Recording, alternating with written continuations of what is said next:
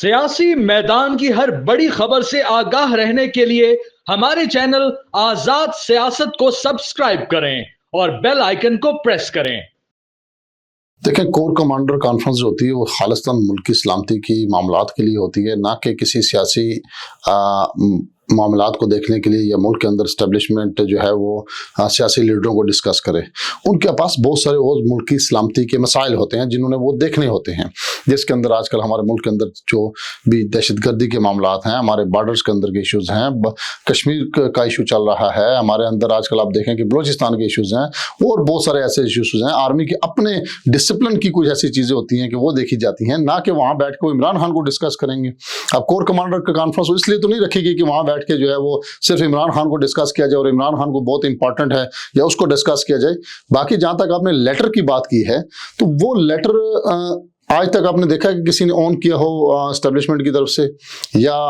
ISPR ने उसको on किया हो या किसी ने उसको ऑन किया हो। तो देखें, ये अब इमरान खान साहब ने अगर लेटर लिखा है तो ये PTI के लिए कोई बहुत बड़ी मुकद्दस सहीफा हो सकता है। एस्टेब्लिशमेंट के लिए ये कोई सहीफा या कोई ऐसी चीज़ नहीं है, वो इसको किसी खाते में अभी तक नहीं ला रहे। असद कैसर के घर के अंदर जो तमाम अपोजिशन जमातों के रहनुमाओं ने कल एक आपस में गेट टुगेदर किया है, उसमें एक ग्रैंड अलायंस बनाने की बात हुई है और ग्रैंड अलायंस बना के आगे चलने की बातें हुई हैं। देखें, उसमें मौलाना फजल रहमान साहब ने शिरकत की है। मौलाना फजल रहमान साहब को आप पॉलिटिकल सिनेरियो के अंदर कभी भी लाइट वेट नहीं दे सकते। वो जहाँ जाते हैं, जो करते हैं, वो बड़ी एक इम्पॉर्टेंट हैसियत रखते हैं। ये वही PTI वाले हैं जिनके घर पे आज मौलाना साहब गए हैं और ये बैठे हैं, जिनका माजी आपके सामने है कि वो क्या कहते थे। आज वो उन्हीं मौलाना फजल रहमान साहब के जो है ना वो घुटनों चरणों में बैठ के, बल्कि वो उनके पीर बने हुए हैं, सियासी पीर। इस वक्त अगर वो अपने लीडर के अलावा किसी को सियासी पीर मानते हैं PTI वाले, तो मौलाना फजल रहमान साहब को मानते हैं। अब मौलाना साहब का अपोजिशन का ग्रैंड अलायंस बनाना, देखिए, एक जमहूरी इक़दाम है। जमहूरियत में अलायंस बनते हैं, जमहूरियत में लोग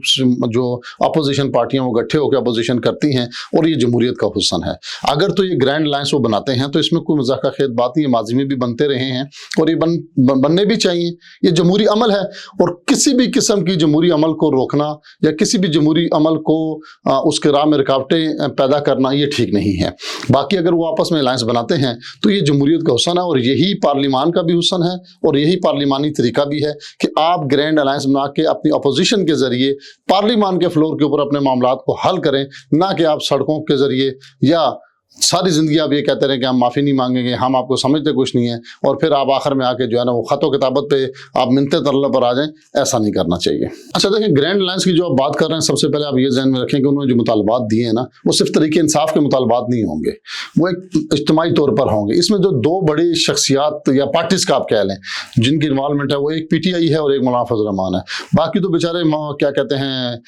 एक एक सीट भी उनके पास नहीं है, वो क्या अलायंस में आएंगे या बेचारे क्या उनकी जो पब्लिक पावर है वो भी आपके सामने। तो ये दो पार्टियां ऐसी हैं जिनके पास जो है ना वो पब्लिक पावर भी मौजूद है, जो स्ट्रीट पावर भी मौजूद है, और मौलाना के पास तो PTI से कई गुना ज़्यादा जो है वो पब्लिक पावर और पावर शो करने का वो हुनर भी जानते हैं और वो सारे मामलात जानते हैं। अब रह की बात कि ग्रैंड अलायंस ने अपने मुतालबात रखे हैं। देखें, मुतालबात रखना कोई बुरी बात नहीं है, वो कर रख सकते हैं,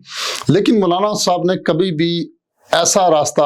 या अपने आप को बंद गली में वो कभी भी नहीं लेके गए माजी में, और ना ही आगे लेकर जाएंगे। उन्होंने हमेशा हुकूमत के साथ अपनी एक प्रेशर बिल्टअप करके अपने मुतालबात मनवाए हैं और अपना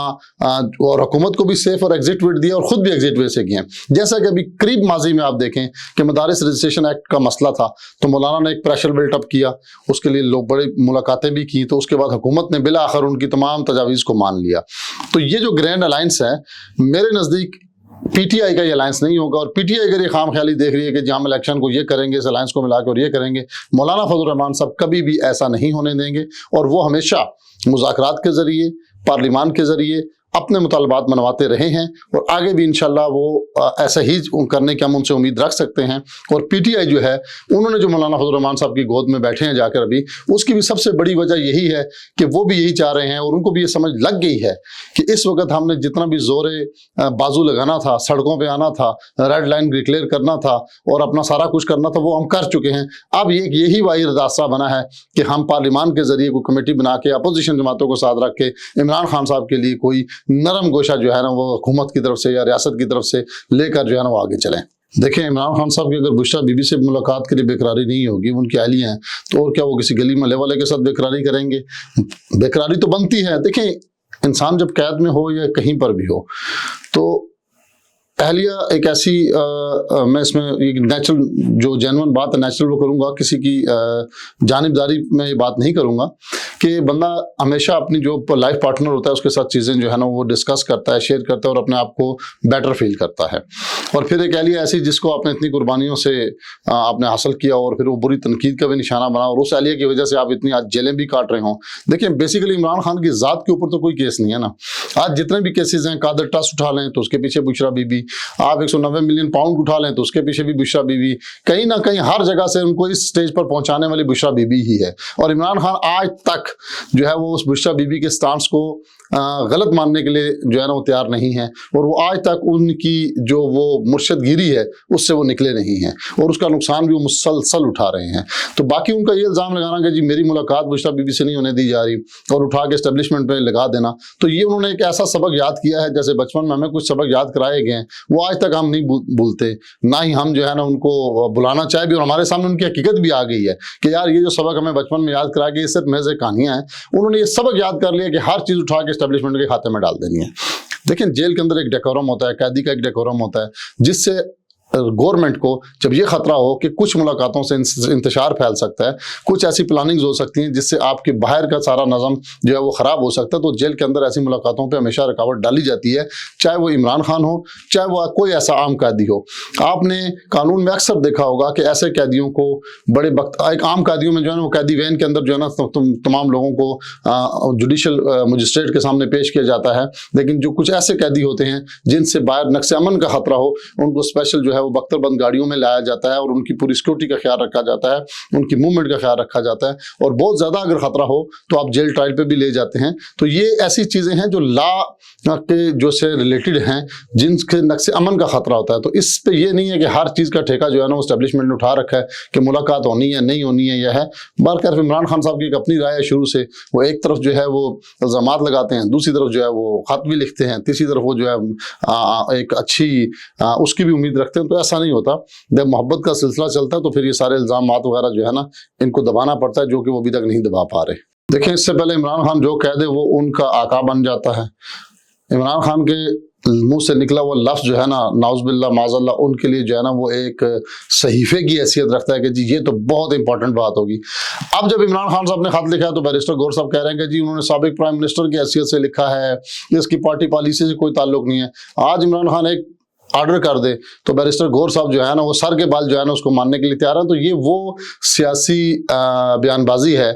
جو وہ لوگ تو عام ان کے کارکنوں کو تو اس سے بیوقوف بنایا جا سکتا ہے، لیکن عقل مند جتنے بھی بیٹھے ہیں وہ سمجھتے ہیں کہ یہ اب کس ڈگر پر پہنچ چکے ہیں۔ ایک طرف اس طرح کے بیان بازی دے رہے ہیں، دوسری طرف یہ گرینڈ لائنز میں کوشش کر رہے ہیں کہ ہمارے لیے کوئی راہ ہموار ہو، تیسری طرف یہ خط و کتابت کر رہے ہیں۔ تو اب ان کی جو قوت تھی وہ ٹوٹ چکی ہے۔ اب یہ بات اب ہمارا اکثر میں دیکھتا ہوں کہ ہمارے جتنے بھی ولاگز جو بھی میں کرتا ہوں اس کے نیچے جو ہمارے پی ٹی آئی کے بھائی ہیں وہ حقیقت سننے سے شروع سے جو ہے نا وہ ان کے کارکن جو ہے ان کے اندر صبر کا پیمانہ نہیں ہے، وہ حقیقت برداشت نہیں کر سکتے۔ صرف ایک چیز ان کو ان کے لیڈر نے سکھائی ہے کہ بھائی آپ نے صرف جو ہے نا ابیوزو لینگویج استعمال کرنی ہے، دلیل کے ساتھ کوئی بات نہیں کرنی۔ تو بیرسٹر گور صاحب کا یہ بیان بھی بالکل ایسا بنگھوڑا سا ایک بیان ہے جس کی سمجھ جو ہے وہ ان کے پی ٹی آئی کے جو اپنے کارکن ہیں وہ تو اس کو مان سکتے ہیں ان کی بات کو، لیکن باقی کوئی بھی عقل مند یا ذی شعور آدمی اس کو نہیں مانے گا، اور وہ جان چکا ہے کہ پی ٹی آئی ابھی کس طرف ڈگر پہ جا رہی ہے۔ جنید اکبر صاحب اور علی مین گنڈا پور میں بہت بڑا فرق ہے۔ علی مین گنڈا پور کمپرومائزڈ احتجاج کرتا رہا ہے، جنید اکبر کا ابھی تک کہیں کمپرومائز نظر نہیں آ رہا۔ وہ ایک سیاسی کارکن کی طرح سامنے آ کے اپنی باتیں کر رہا ہے اور اپنے جذبات کا اظہار کر رہا ہے۔ وہ جو کہہ رہے ہیں کہ میں پورا کے پی کو بند کر دوں گا اور کسی کو ان آؤٹ نہیں کرنے دوں گا اور ہم سب بند کر دیں گے، انہیں کہیں گے آپ کر کے دیکھ لیں، آپ کا صبح 5 دن کے اندر قحط کا شکار ہو جائے گا،